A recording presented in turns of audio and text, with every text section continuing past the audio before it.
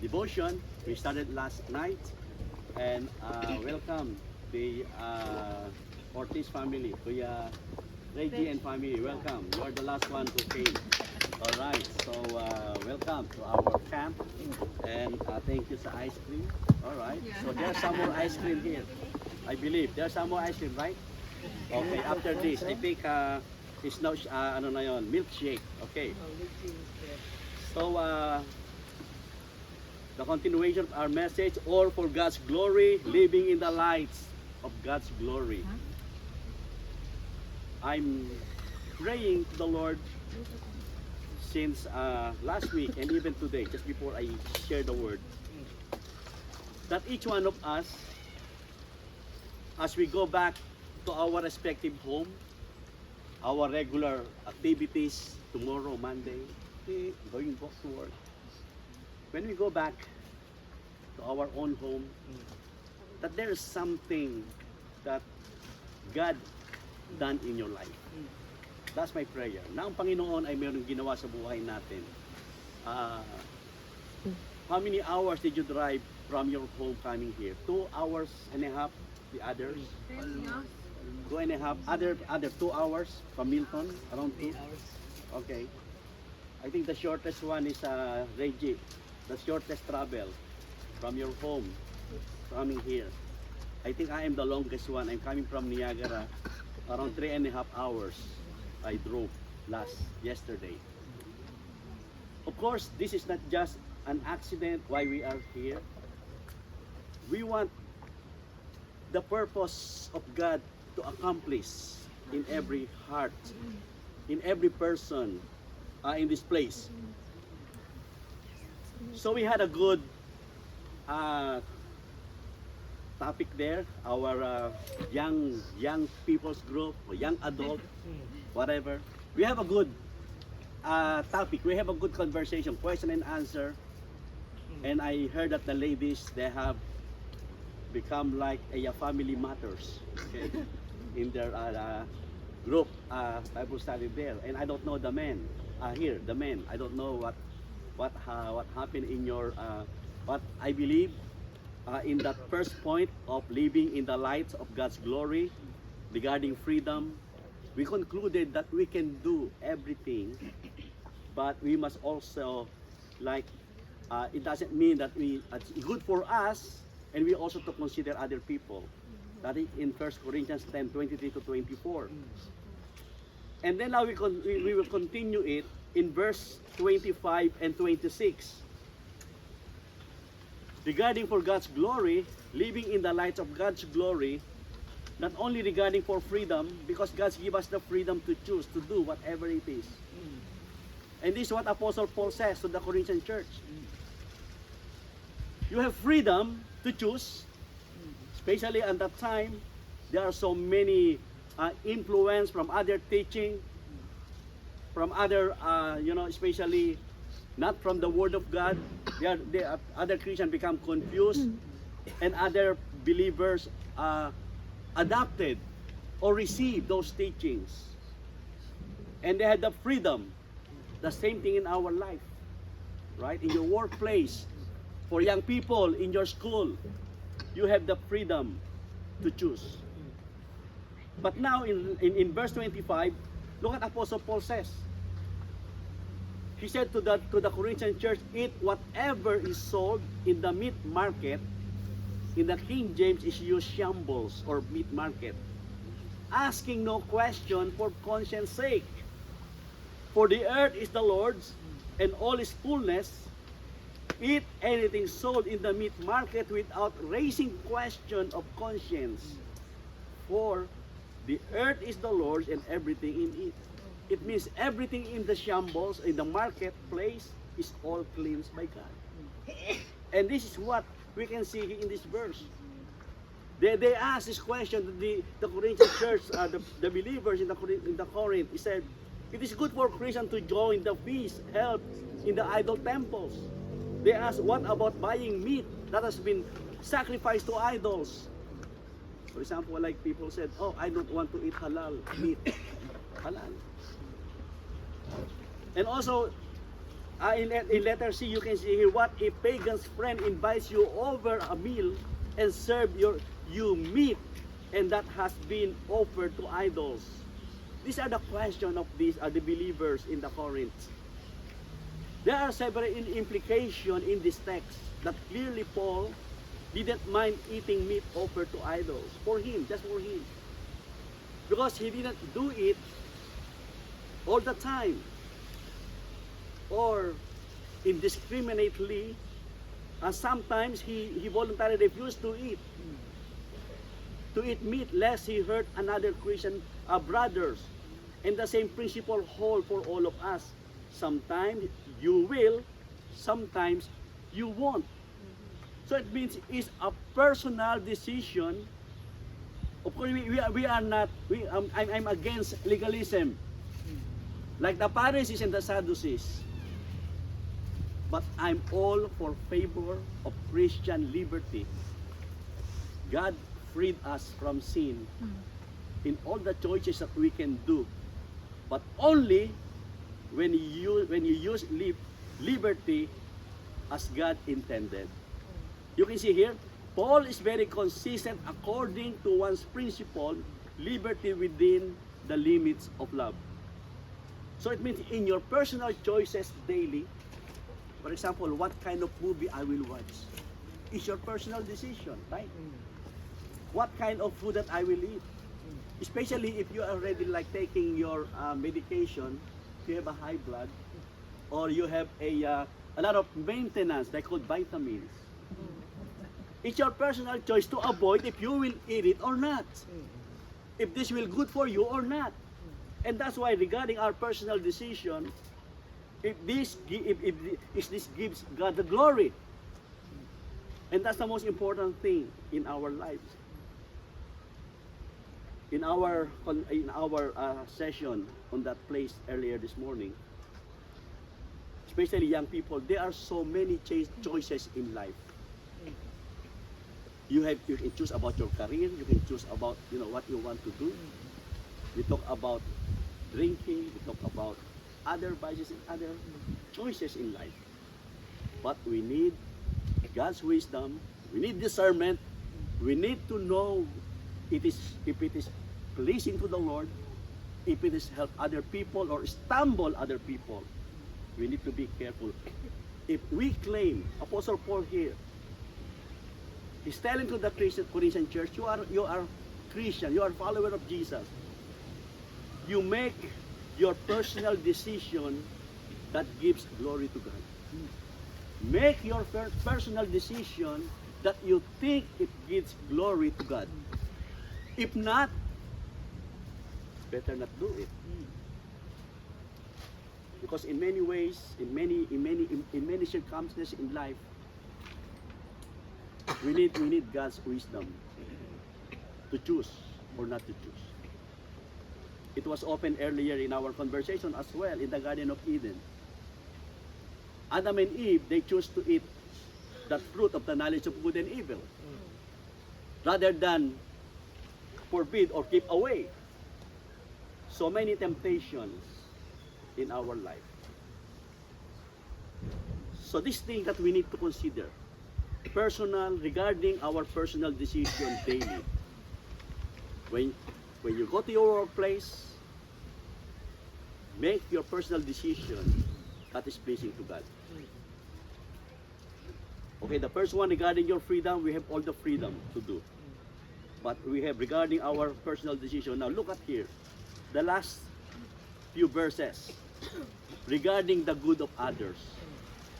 You have your personal decision in verse 31 to 33.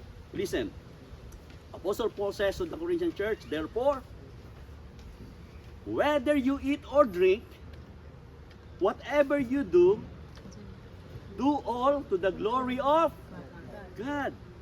Give no offense either to the Jews or to the Greeks or to the church of God, to their home church of the church, just as I also please all men in all things, not seeking my own profit, but the profit of many, that they may be saved. A beautiful verse that reminds us regarding the good of others. And Paul's summary statement in this verse, what does it mean, do all for the glory of God? There are three. Seek to offend no one. In our discussion this morning, if your action, if your words will offend other people, better not do it or say it. But give glory to God. Seek no offend no one. And then, please everyone if possible. But of course, we cannot please everyone, right? We cannot please everyone. Please God. We must please God. And then, if we did the right thing, even if people were not pleased, you have a clear conscience and you know you do what is right. Especially if it is clear in the Bible. And also seek the salvation of as many as possible.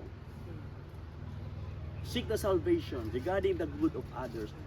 It means in this text, Apostle Paul reminding the Corinthian church and keep reminding each one of us, especially we as Christian or follower of Jesus Christ, as many as possible, to think about other people's spiritual condition. Are they already saved? Are they already belong to the family of God? If not, pray that God will use you. And we are very thankful to God for those 7 souls who obey God in water baptism. Their declaration of following Jesus in their heart. Let's pray for them as they follow the Lord. Let's pray for one another. And Apostle Paul's life, he had but one ambition: to win men and women to the Lord Jesus Christ. Nothing else mattered to him. Paul was not legalist. He cared nothing about pleasing men, just to please them. He pleased God, he pleased men, and of course, he pleased other people. And that's may our goal in our life. Because people are watching you all the time. Especially parents. Your children watching you. Especially if you declare, you confess that you are a Christian. Your non-Christian friends, your non-Christian co-workers, your Christian, your family member who are not yet believers, they look upon you. And that's why we need to be careful in our action, in our doings, and even the words we say.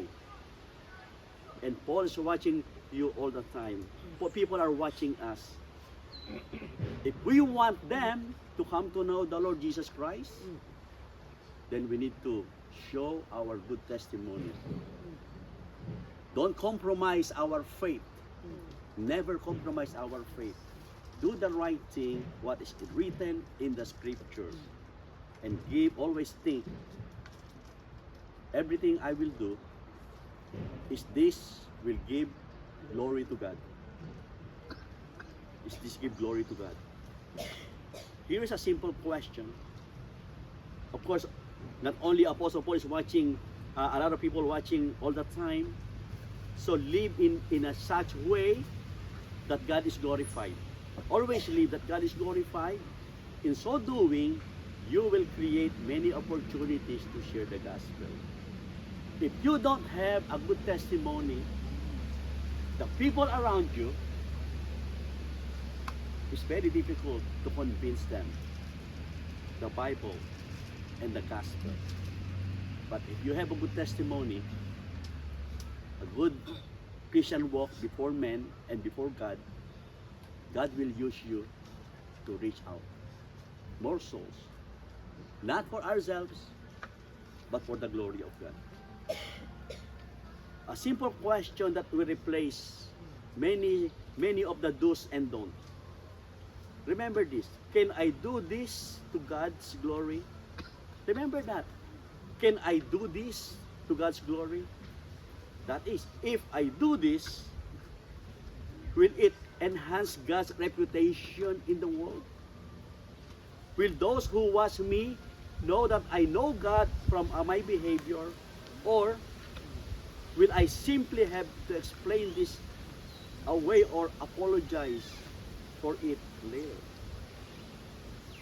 So it's so difficult for us because people look upon us.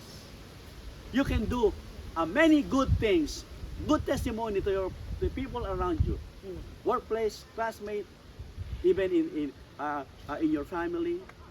Just one mistake, they will see your mistake, and that's why we need to be careful. We need God's grace in our life. So think to give God's glory in our everyday walk. So as my prayer today in this camp, maybe you come to know the Lord, you have Jesus Christ in your heart, you've been a Christian for many years, but you think that I need to straighten my life. I feel very far from God. You know what? You can rededicate your life to Jesus. Do you remember the word last night, the word ikabud and kabud? Kabud means glory. Ikabud means far from the glory of God, or the glory of God departed in your life. God forbid the word ikabud, that our life will become a good testimony and become more closer to God. You are a Christian, but you feel you need to dedicate your life to Him. And then you are here in this camp, you are not sure what is your life condition before God, your spiritual life. You know what? God's desire for each one of us. I don't want to have this regret that one day you miss the important decision in life about inviting Jesus to come into your heart. If there is like an opportunity for us to do it, may the Holy Spirit speak to everyone's heart. Because God wants us to, all of us, you know what, we enjoy the fun, we enjoy the food, we enjoy a company with each other. But I hope and pray that this is not only here, during the camp, or in this world. Praying that one day, all of us will go into heaven because of, not religion, because my and your relationship to God is right before Him. That you and I experience this eternal life that God has promised. Tomorrow we will go back to our home. I pray that as you go back, you have this real peace and comfort, sound mind that comes from God. That's my prayer. Let's give God the glory. Living in the lights of God's glory. Question before we end. Are you living in the lights of God's glory? You can only do this first if you have a relationship with Jesus. Secondly, if you are a believer or follower of Jesus, and then walking according to God's perfect will in your life. To follow the Lord daily. You read your scripture, you pray to the Lord, you continue your fellowship, we are growing together in Christ. All for God's glory. Shall we pray? Heavenly Father, we thank you, we praise you, O God, for this final devotion for this camp. Indeed, Lord, your word is like a two-edged word, powerful and effective. And today, Lord, I pray that you will continue to speak to each one of us. And I pray, Father God, that all of us to come closer to you. And this time, as we close this evening devotion, I pray that the Lord will speak to you. Speak to us. While every head bow, please, please. Every head bow, every eye closed. No one is looking around, please. Let's make this a silent moment and reflection. Ask yourselves, is Jesus is already in my heart? Or I am a believer but I am not following God's will in my life? Then you will make your decision today. I give this short invitation. You are here today. You know in your heart that you haven't Jesus Christ. You haven't accepted Him. You have experienced it being born again. And you want to accept Him as your Lord and Savior. You will say, I want to have a good life before God. I want to offer my life to Him. If that is your decision today, I will not make this invitation long. I just want to take this opportunity. If that's your decision to accept Jesus Christ, your Lord and Savior, raise your right hand. I will pray for you. Is there anyone? Anyone you want to accept Jesus Christ in your heart, wholeheartedly, no one will force you. It is the Holy Spirit. Then I will pray for you. Is there anyone in this place you want to accept Jesus Christ? You want to accept Him? Thank you. God bless you. Is there anyone? You want to give your heart to Jesus? Is there any more? Thank you. Salamat po. Amen. Thank you. Praise God. And thank the Lord. God's grace is sufficient and enough for us. God make the salvation offer not hard. A simple step of faith in Jesus. Then you will have eternal life. A promise of hope. Is there any more before I pray? You want to accept Jesus Christ, your Lord and Savior? If you haven't raised your hand, you can just follow me with this simple prayer. A simple prayer. If you want to open your heart to Jesus, follow me with this simple prayer. Heavenly Father, thank you and I praise you for the gift of salvation. Father God, I know that I am a sinner. I know that I cannot save myself. Father God, I want to confess my sin. Forgive me. Cleanse me.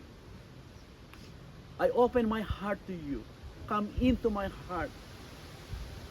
I receive you as my Lord and Savior.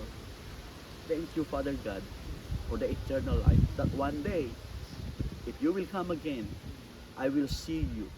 If that comes into my life, I will be in the place called heaven with you. Thank you, Father God, for this promise. Thank you. In Jesus' name I pray. Amen. Heavenly Father, we thank you. We praise you for this word.